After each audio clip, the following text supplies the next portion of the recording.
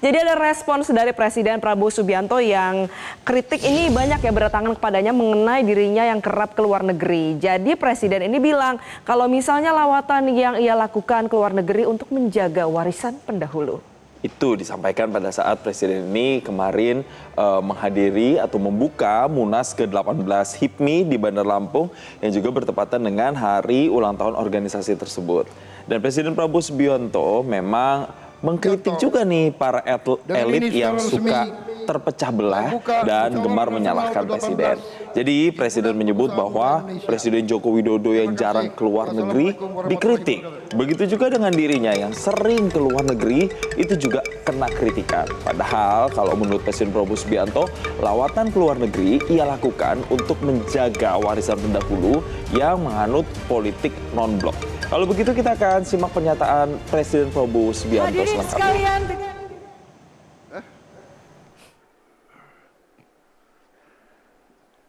Karena kadang-kadang masyarakat elit kita ini elit yang memang kejam.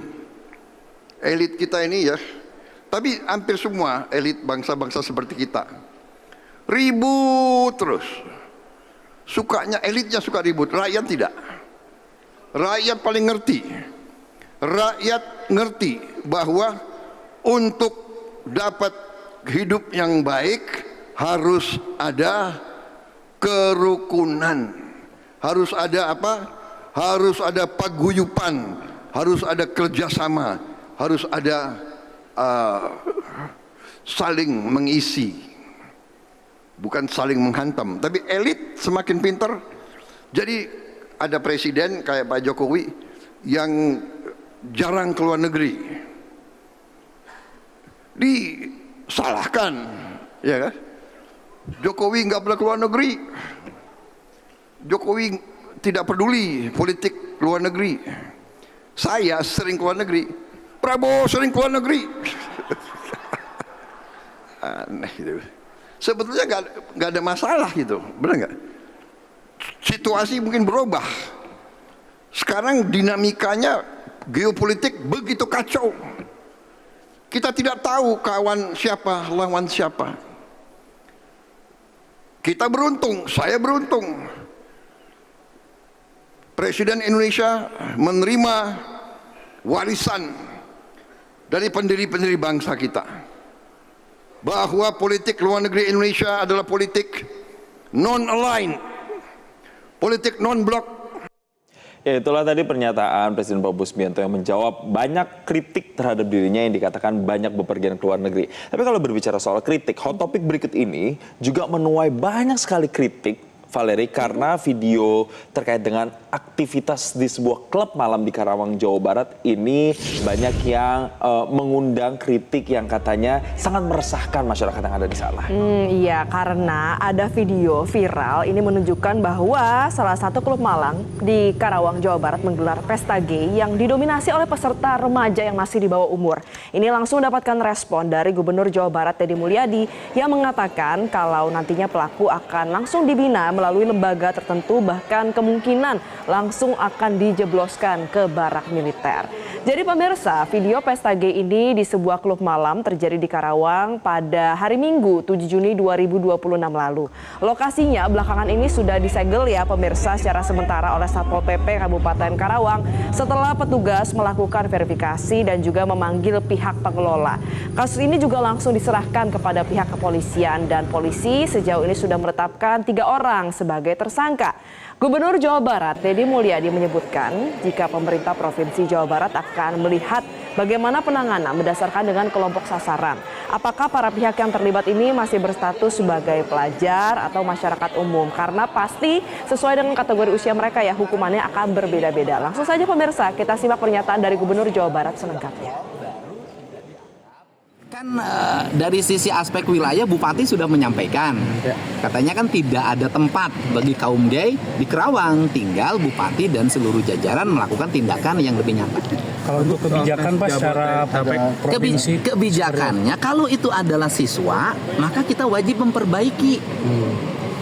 Kalau itu masyarakat, ya mungkin juga saya juga harus memperbaiki. Nanti kita cari di lembaga siapa yang bisa menyembuhkan kaum gay. Bakal dimasukkan ke barak militer lagi nggak, Ya Pak? mudah-mudahan barak militer bisa menyelesaikan gay.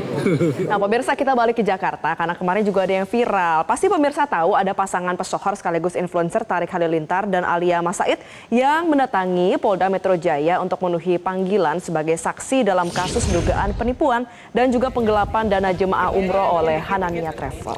Betul, jadi memang kasus ini menyeret banyak sekali nama public figure atau juga selebritas. Dan kalau untuk Torik dan Alia sendiri memang membawa sejumlah alat bukti untuk diberikan kepada penyidik. Jadi kalau kita lihat kemarin Torik dan Alia itu tiba didampingi oleh kuasa hukum mereka, Sangun Ragahdo. Dan kuasa hukum mengatakan kedua kliennya ini membawa sejumlah bukti, diantaranya bukti transfer pembayaran umroh kepada Hanania Travel. Dan sebelumnya polisi juga sudah menetapkan Direktur Utama PT Hazanah Tama International atau Hanania Group ASF sebagai tersangka dalam kasus dugaan penipuan dan juga penggelapan dana perjalanan umroh pada Jumat 29 Mei 2026 lalu. Dan kita akan simak kembali pernyataan dari Torik dan juga kuasa hukum selengkapnya terkait dengan pendalaman dari kasus ini. Bawa bukti tambahan nggak sih, Bang? Kita ada bukti-bukti kok semuanya pokoknya. Tapi daripada nanti ada simpang siur apa, mending kita selesaiin dulu, nanti saya kasih statement kalian semua ya. Siap nggak mungkin nih? Siap pemeriksaan gimana, Bang Tor? Kita hadir sebagai saksi. Hadir sebagai saksi berarti ya? Berarti siap ya, Bang Torik? Terima kasih, Bang. Hadir sebagai saksi. Dan sejumlah influencer juga telah dipanggil penyidik untuk dimintai keterangan. Di antaranya ada Muhammad Miftahhuda atau yang akrab disapa Keanu Angelo, Sarah Gibson, Audrey Jesli, Dara Arafah, hingga Karino Filda atau yang akrab disapa Aukarin. Namun baru Keanu yang hadir memenuhi panggilan pemeriksaan pada Senin 8 Juni 2026. Nah, kalau kita lihat keterangannya memang Keanu menyatakan dirinya ini barter ya begitu. Jadi dirinya ikut mempromosikan begitu kesepakatannya, dan Hanania Travel ini memberikan paket perjalanan umroh kepada para influencer ini. Ya, pelajaran yang bisa kita ambil dari sini ya, berarti influencer juga harus berhati-hati ya, Betul, meneliti apa yang approach dia, Ya. company apa, karena kan ini juga lumayan sering ya kedoknya dari Betul. perjalanan umroh travel ternyata bodong. Betul, itu justru malah membuat nasibnya tragis begitu buat mereka karena jadinya terseret kasus hukum, tapi yang harus lebih diperhatikan adalah para korban lainnya yang jadinya tidak berangkat. Tapi kalau berbicara soal nasib tragis, ada nasib tragis juga. Kalau ini hot topic berikutnya pemirsa, yang dialami seorang bocah laki-laki usianya baru 9 tahun yang tewas mengenaskan, diduga ini akibat diserang kawanan anjing pemburu babi hutan, tepatnya di Kecamatan Jasinga, Kabupaten Bogor, Valeri. Ya, jadi update-nya polisi saat ini memeriksa puluhan pemburu dan juga pemilik anjing pemirsa, dan pastinya ini pemeriksaannya terus dilakukan untuk bisa mengungkap apa yang menjadi penyebab pasti kejadian tersebut.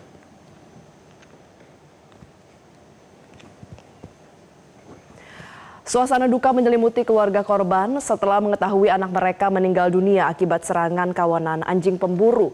Keluarga sempat meluapkan kekecewaan kepada sejumlah pemilik anjing yang berada di lokasi. Peristiwa ini terjadi di Kampung Tipar, Desa Argapura, Kecamatan Jasinga pada Minggu lalu. Korban masih duduk di bangku kelas 4 SD, awalnya memancing bersama dengan teman-temannya. Diduga korban kemudian dikejar dan juga diserang seekor anjing yang sedang digunakan untuk berburu babi hutan. Nah, atas kejadian tersebut polisi mengamankan ada 43 orang pemburu, termasuk pemilik anjing inisialnya Y, untuk langsung dimintai keterangan terkait dengan dugaan kelalaian yang menyebabkan hilangnya nyawa korban. Kini pihak keluarga berharap para pihak yang bertanggung jawab bisa diproses sesuai dengan hukum yang berlaku. Kita sama-sama simak pernyataan dari polisi Ibtu Agus Hidayat, Kapolsek Jasinga selengkapnya.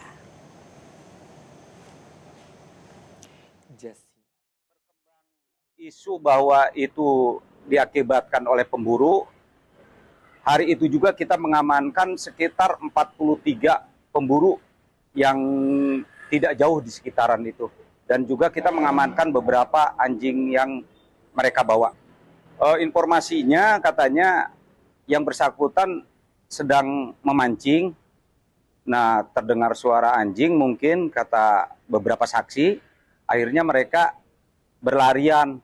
Mungkin itu yang menjadi pemicu, mungkin dikejar anjing. Tapi itu hanya beberapa segelintiran masyarakat. Pemirsa, ada juga yang turut ramai dibahas di media sosial yang akan kita bahas juga di Hot Topic kelima, yaitu fenomena embun beku atau yang akrab disebut sebagai embun upas muncul di kawasan wisata Gunung Bromo, Jawa Timur beberapa hari ke belakang. Ini viral dan juga masyarakat bilang, ih bagus banget ya.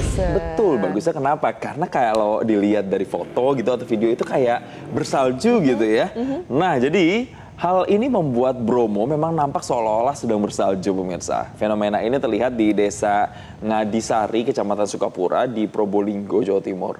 Jadi ada lapisan kristal es itu menutupi permukaan pasir dan dedaunan semak. Jadi membuat pemandangannya menjadi indah sekaligus memberikan sensasi berbeda bagi para pengunjung. Jadi ini berasa lagi di Eropa gitu ya. Dan fenomena ini merupakan kejadian tahunan yang biasa terjadi ketika suhu udara di kawasan Bromo ini turun sampai mencapai 2 derajat Celcius bahkan 0 derajat Celcius. Dan selama sepekan terakhir suhu udara pagi hari tercatat berkisar antara 0 sampai dengan 8 derajat Celcius. Kalau melihat fenomena embun beku atau biasanya disebut frost ini menjadi daya tarik tersendiri bagi para pengunjung untuk bisa berkunjung ke Bromo saat musim berdiding. Karena selain menikmati matahari terbit, wisatawan di sana itu juga bisa berburu momen langka ketika lautan pasir dan vegetasi di sekitar Bromo itu tertutupi lapisan es tipis. Jadi kelihatannya ini kayak snowy gitu ya, kayak apa namanya, nuansanya tuh sangat-sangat dingin begitu ya. Mungkin sesuatu yang jarang kita temui juga ya di negara beriklim tropis. Iya, yang pastinya ini juga hal yang bisa kita kunjungi. Ya. Jason, ini Semoga pastinya ya. menarik sekali. Semoga kita bisa, karena kan setahun sekali ya, jadi tahun depan juga Ya. bisa. Dan saya kira awalnya ini membuat jalur pendakian ataupun wisata jadi ditutup. Ternyata enggak ya, tetap bisa dinikmati oleh masyarakat. Jelajahi cara baru mendapatkan informasi. Download Metro TV Extend sekarang.